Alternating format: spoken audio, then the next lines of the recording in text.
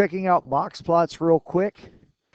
If I have a box plot and it looks like, we'll say this, so this one's going to be a right skewed box plot, and I want to show you a few things of what this tells me. So this number here is the minimum.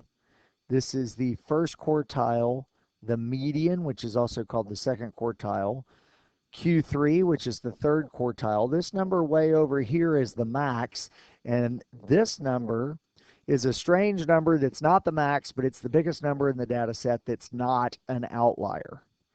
Okay, so if you thought about a distribution that looked like this, maybe these are income levels for a certain group of families.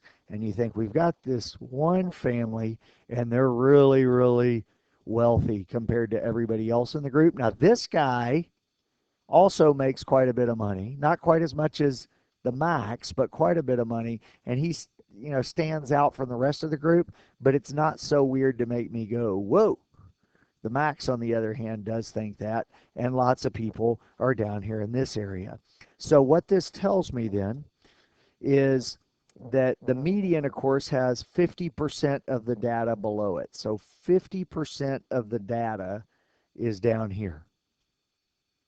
25% of the data is down here, and 75% of the data is down here. So this distance here, which is known as the interquartile range, or Q3 minus Q1, that is the middle 50% of the data. So we like to use this a lot because then we say, you know, take these lower numbers off because they're a little bit lower than everything else, and take these high numbers off and let's just focus on the middle bulk of the population.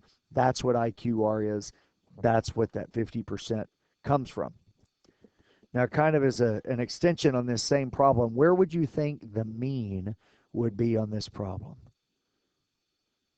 Well, the data is right skewed. The graph is right skewed. So the mean has pulled further to the right than the median. So if I made a density curve of it, it would look like this. And I like to think about this little guy over here pulling this curve out towards him to make it right-tailed, to make it skewed to the right.